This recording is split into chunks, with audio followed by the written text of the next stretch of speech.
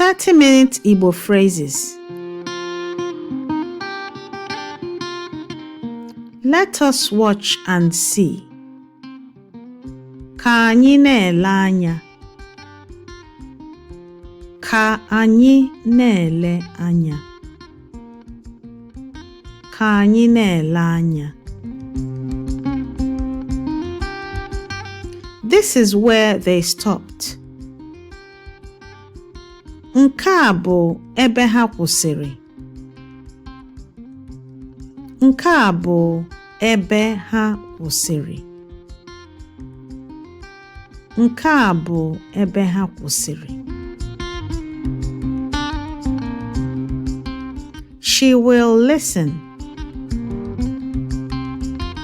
Ọ ga-ege ntị. Ọ ga-ege ntị. Ọ ga-ege ntị.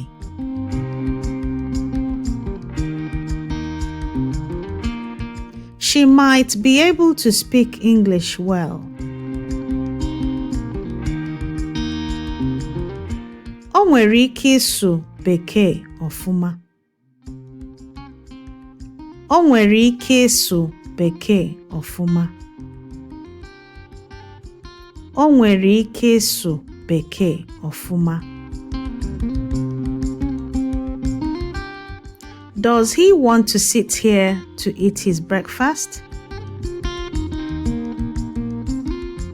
Ọ chọrọ ịnọdụ ebe a rie nri ụtụtụ ya? Ọ chọrọ ịnọdụ ebe a rie nri ụtụtụ ya? Ọ chọrọ ịnọdụ ebe a rie nri ụtụtụ ya?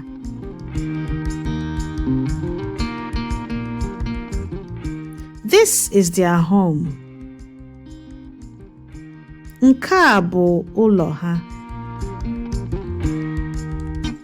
Nke a bụ ụlọ ha. Nke a bụ ụlọ ha. This is what I think. Nke a bụ ihe m chere. Nke a bụ ihe m chere. Nke a bụ ihe m chere.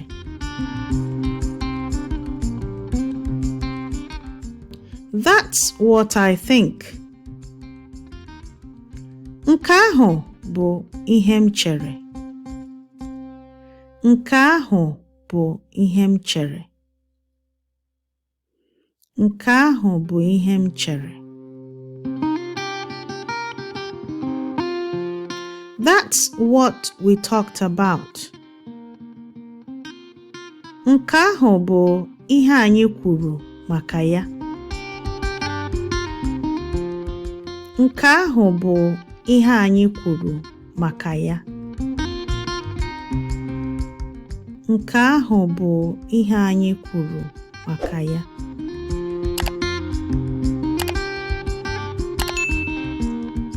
This isn't a bad thing. Nke a abụghị ihe ọjọọ. Nke a abụghị ihe ọjọọ. Nke a abụghị ihe ọjọọ. He would prefer or choose not to talk about it. Ọ ga-ahọrọ ịghara ikwu maka ya. Ọ ga-ahọrọ ịghara ikwu maka ya. Ọ ga-ahọrọ ịghara ikwu maka ya. Did you hear a sound? O nwere ụda ị nụrụ? O nwere ụda ị nụrụ?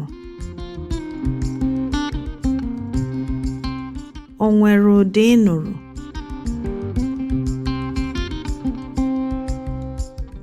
Where are his gloves? Ebee ka ngwuonaaka ya dị? Ebee ka ngwuonaaka ya dị? Ebee ka ngwuonaaka ya dị?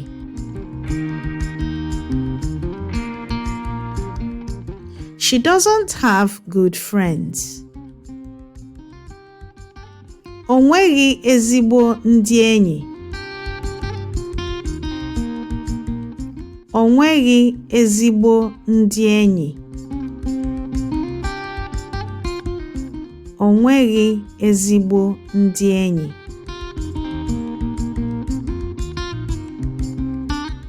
It's better than having nothing. Empty-handed. Ọ ka mma karịa ịgba aka. Ọ ka mma karịa ịgba aka. Ọ ka mma karịa ịgba aka. The exact translation for empty-handed is ịgba aka. Ọ ka mma karịa ịgba aka. Those books are his own.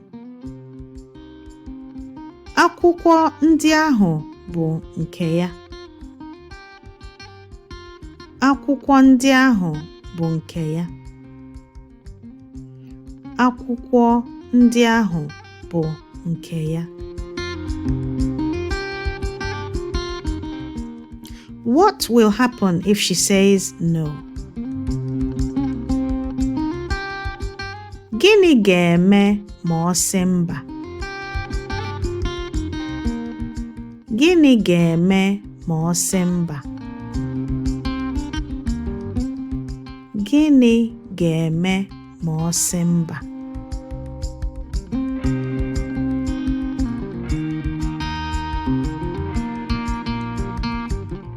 It won't hurt Sinachi. Ọ gaghị emerụ Sinachi ahụ. Ọ gaghị emerụ Sinachi ahụ. Ọ gaghị emerụ Sinachi ahụ.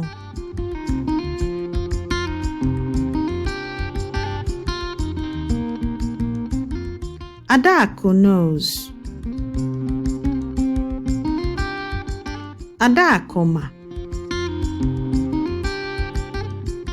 Adaku ma. Adaku ma. In some dialects, it's Adaku mara. Adaku mara or Adaku ma.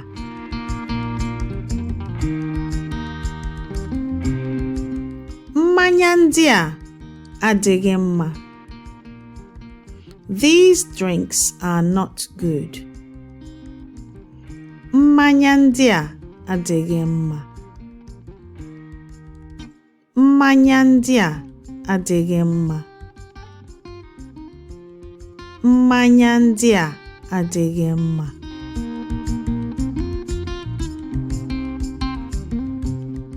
What did you say?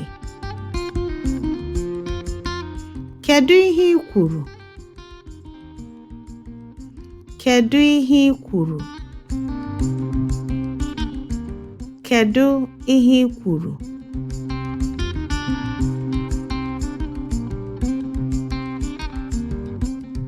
She likes jumping or she loves jumping.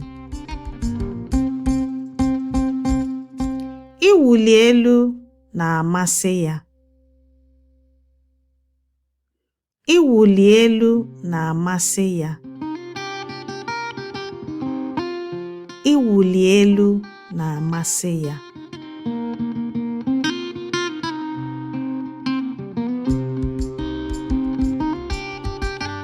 O wutere m. It hurt or saddened me. O wutere m. O wutere m. O wutere m.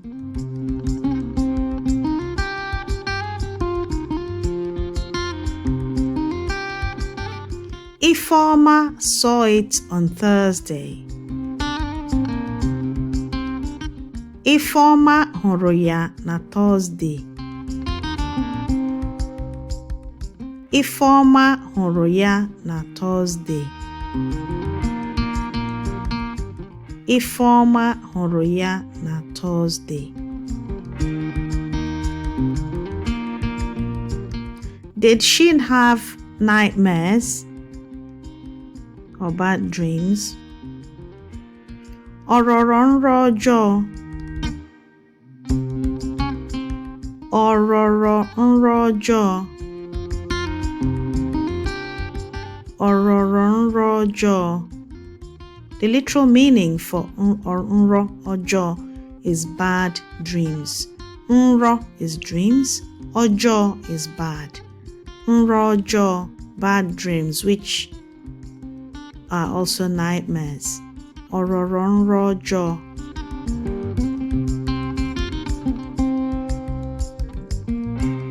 Let's learn Igbo conversation. Ka anyị mụọ mkparịta ụka Igbo.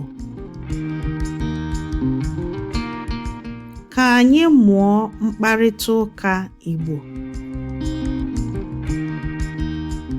Ka anyị mụọ mkparịta ụka Igbo. In some dialects, conversation means nkata. Nkata.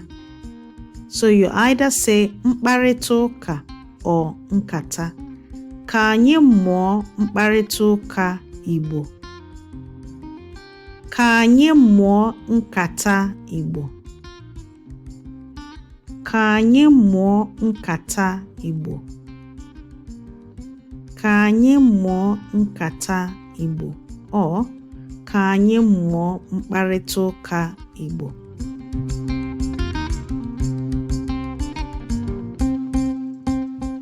He is very capable, or he is very experienced, or he is very aware. O doro ya anya. O doro ya anya. O doro ya anya.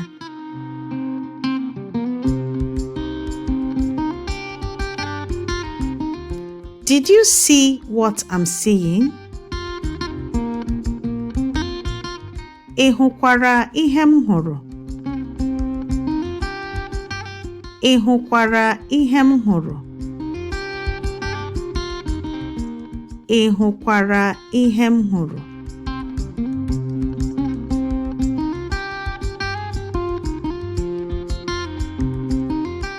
Who is at home? Onye nọ n'ụlọ? Onye nọ n'ụlọ? Onye nọ n'ụlọ?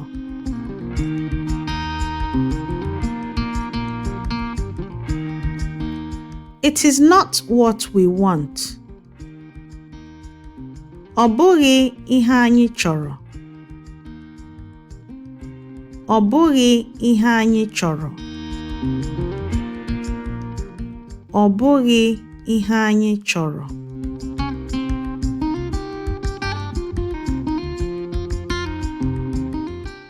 Probably. Ikekwe. Ikekwe. Ikekwe.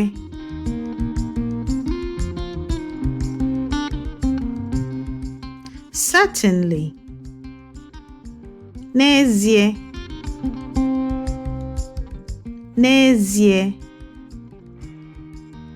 N'ezie. Absolutely. Gbam. Gbam. Gbam.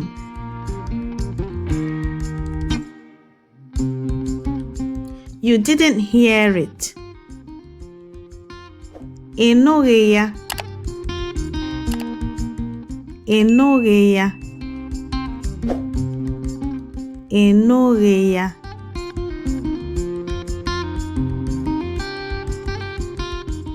I have seen it. Ahụla m ya. Ahụla m ya. Ahụla m ya.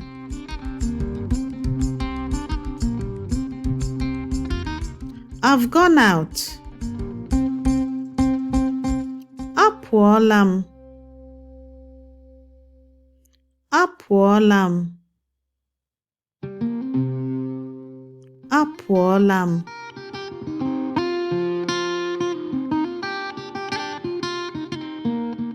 Let's get out of here. Ka anyị pụọ ebe a. Ka anyị pụọ ebe a. Ka anyị pụọ ebe a.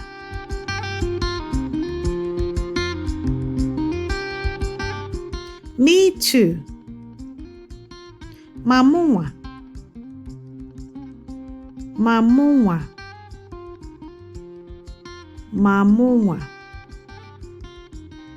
Me too. Mụ onwe nkwa. Mụ onwe nkwa. Mụ onwe nkwa. Oh my God.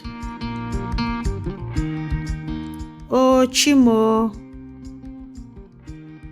Oh Chimo. Oh Chimo. Oh my God. Ewu Chimo. Ewu Chimo.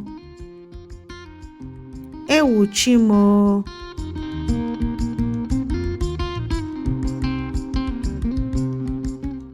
There's no path here, or there's no way here. Ụzọ adịghị ebe a.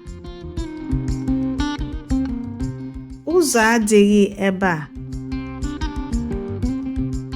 Ụzọ adịghị ebe a.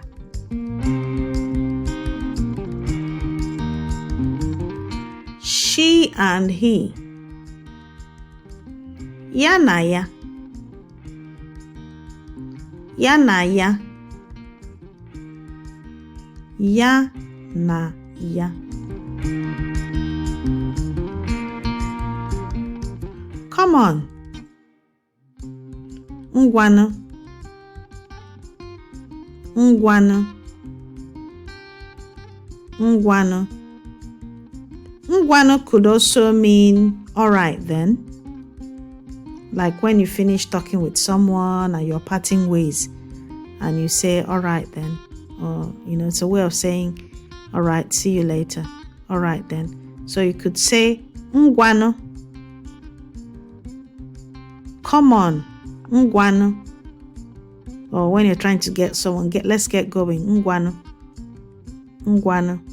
Ngwanụ. Or when you conclude with someone and you're about to leave, you just say ngwanụ, as in, all right then. Ngwanụ. Hold it tight. Jidesie ya ike. Jidesie ya ike. Jidesie ya ike.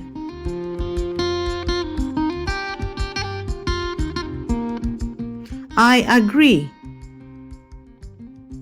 Ekwenyere m. Ekwenyere m. Ekwenyere m.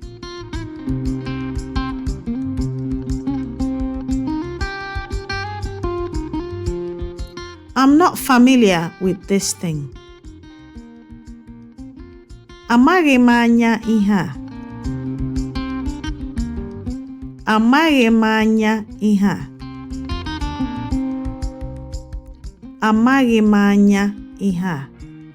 There's no straight translation of I'm not familiar with this thing. Amaghị m anya is more like a figure of speech. I don't know the I of this thing. That's the literal translation of this, but it means I'm not familiar with this thing. Amaghị m anya ihe a. Amaghị m anya ihe a. It is bad. Ọ dị njọ. Ọ dị njọ. Ọ dị njọ.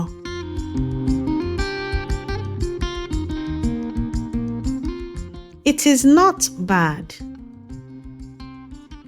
Ọ dịghị njọ. Ọ dịghị njọ. Ọ dịghị njọ.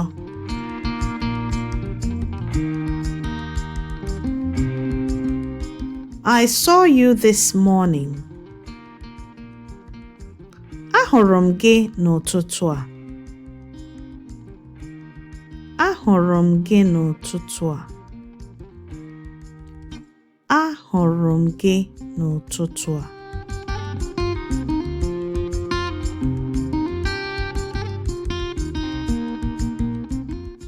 Shut up. Mechie ọnụ. Mechie ọnụ. Mechie ọnụ. Laters or see you later. Ka ọ dị. Ka ọ dị. Ka ọ dị. What happened? Gịnị mere? Gịnị mere? Gịnị mere?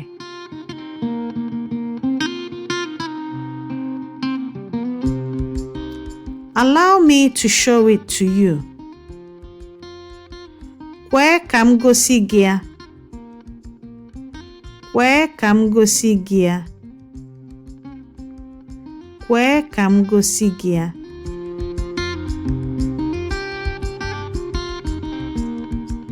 Be quiet. Nọrọ nwayọ.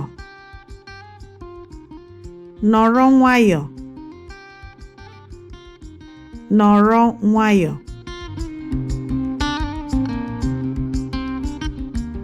Laugh. Chịa ọchị. Chịa ọchị. Chịa ọchị.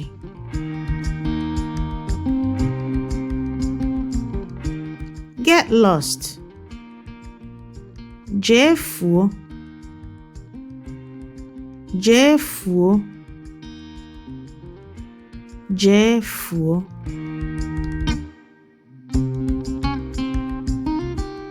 Good job or well done. Daalụ ọrụ. Daalụ ọrụ. Daalụ ọrụ. So this is what you say to someone when they've done a good job or when they are still in the process of doing a good job. It's a form of encouragement to them. So when you see someone doing a good job or working hard at something and you want to encourage them, you say daalụ ọrụ. Daalụ ọrụ, or you say jisike. Daalụ ọrụ or jisike. To encourage someone doing a good job or to encourage someone working hard at something or trying hard to complete something. Goodbye. Ka ọ dị. Ka ọ dị. Ka ọ dị. Goodbye. Ka o mesịa. Ka o mesịa. Ka o mesịa. Have fun. Nwee aṅụrị. Nwee aṅụrị. Nwee aṅụrị. There's supposed to be a mark on top of this N to denote the ng sound. Nwee aṅụrị. Nwee aṅụrị. Nwee aṅụrị. He is Tochukwu. Ọ bụ Tochukwu. Ọ bụ Tochukwu. Ọ bụ Tochukwu. How much? Ego ole. Ego ole. Ego ole. I'm full. Or my belly is full. Afọ ejula m. Afọ ejula m. Afọ ejula m. I'm at home. Anọ m n'ụlọ. Anọ m n'ụlọ. Anọ m n'ụlọ.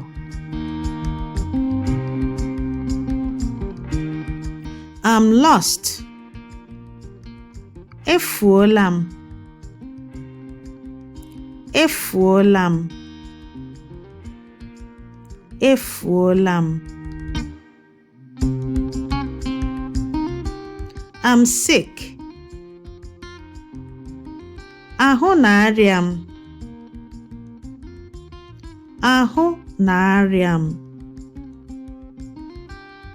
Ahụ na-arịa m.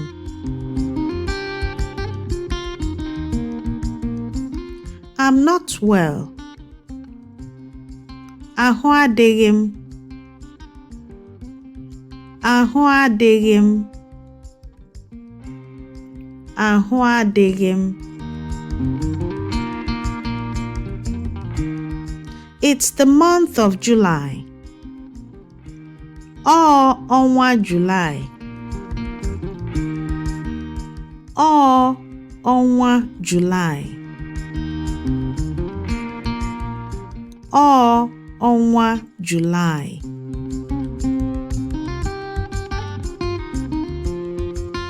Think about it. Chee ya eche. Chee ya eche. Chee ya eche.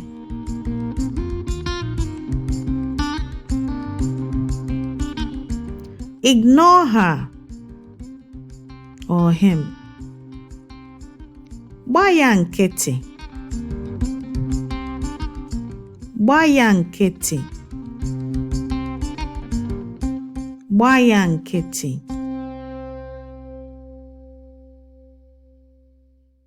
Sit down. Tukwuru ala. Tukwuru ala. Tukwuru ala. Tukwuru could also be used for squat, to tell someone to squat. Or in some places in Igbo land, when they want to say sit down, they say nodu ala. So nodu ala, tukwuru ala mean the same thing. This way. Ụzọ. Ụzọ. Ụzọ. Keep going or keep moving. Na-aga. Na-aga. Na-aga. So you would say something like this if you're walking with someone and they're stalling or slowing down and you're telling them keep moving, keep going. Then you say na-aga. Na-aga. Na-aga. All right, or it is good. Ọ dị mma. Ọ dị mma. Ọ dị mma. So ọ is it, dị is, good is mma. Ọ dị mma. God bless you. Chukwu gọzie gị. Chukwu gọzie gị. Chukwu gọzie gị. Follow me. sorom, sorom, sorom. Forget it. Chefuo ya, chefuo ya, chefuo ya. Keep pushing or jisike. Keep pushing or good job. Jisike. Jisike. So just like the other one we talked about, daalụ ọrụ, jisike is to encourage someone who is, doing a difficult job or getting discouraged. You say jisike. Or even someone that is sick, you tell them jisike. Or someone that's bereaved and is mourning, you just tell them jisike to keep pushing, or just as a kind of encouragement. I totally refuse. Ajụrụ m ajụ. Ajụrụ m ajụ. Ajụrụ m ajụ. I made a promise to you. Ekwere m gị nkwa. Ekwere m gị nkwa. Ekwere m gị nkwa.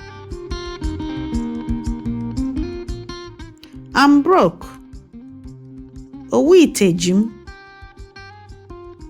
Owu ite ji m. Owu ite ji m. This is a slang, and so there's no direct translation in English because it's a slang for saying I'm broke. Owu ite. Sometimes you can hear owu jim. Owu ite jim or owu jim means I'm skint or I'm broke or I haven't got any money. I haven't got money. Ejighị m ego. Ejighị m ego. Ejighị m ego.